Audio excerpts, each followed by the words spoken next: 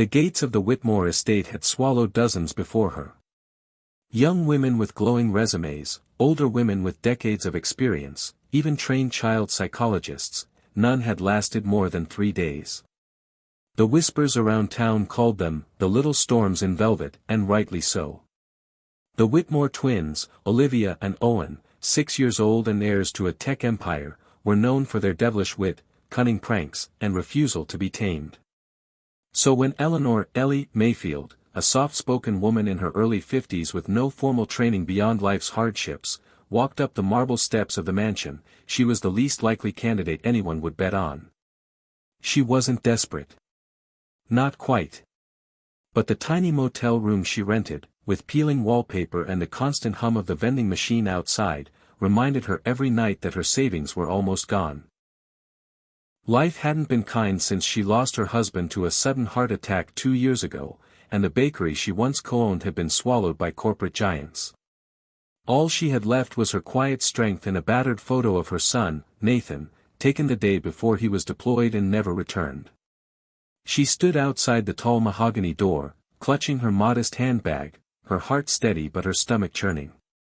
She wasn't here to win a war. She was here to see if kindness could still work miracles. The door swung open to reveal a sharp-jawed woman in a black pencil skirt and even sharper heels. "Miss Mayfield? Mr. Whitmore is waiting. You'll meet the twins in the East Wing." The mansion was colder than she expected, not in temperature, but in spirit. Grand chandeliers hung like icicles, and the silence echoed. Ellie followed the assistant through the winding halls until they reached a sunroom, where the sunlight did little to thaw the frost in the air. And there they were.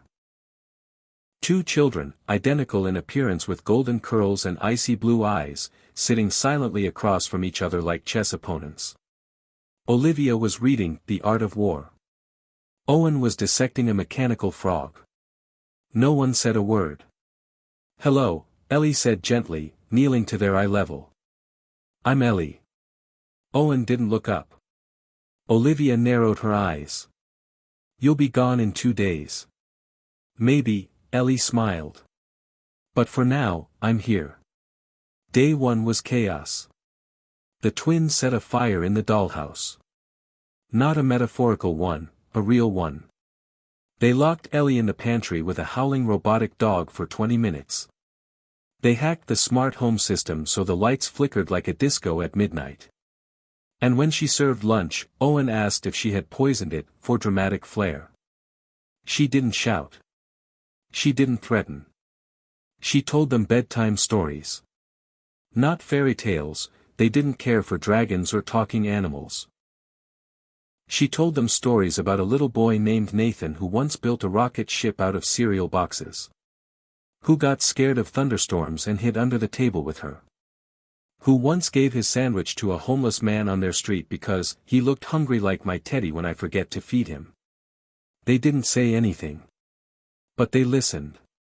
Day 2 broke something open. Ellie woke up to find a note slid under her door. "Where did your son go?"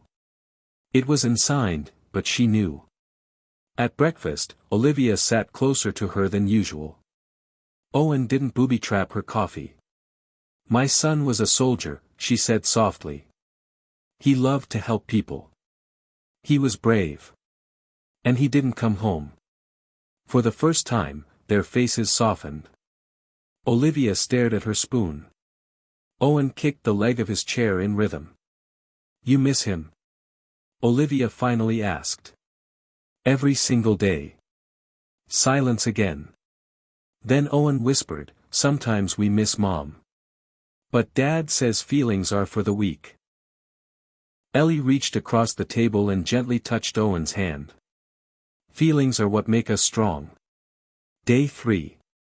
Mr. Whitmore returned from his business trip a day early.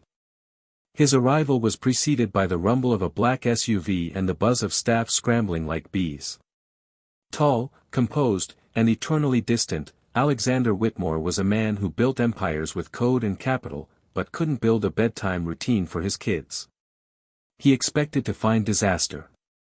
Instead, he found Olivia braiding Ellie's hair while Owen asked about baking banana bread.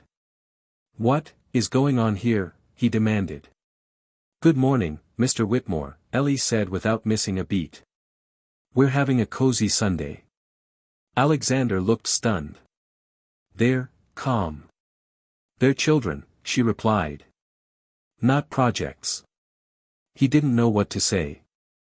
Later, when he pulled her aside, he didn't talk about resumes or protocols. He just asked, how did you do it? She thought for a moment. I listened. And I loved them like they were mine.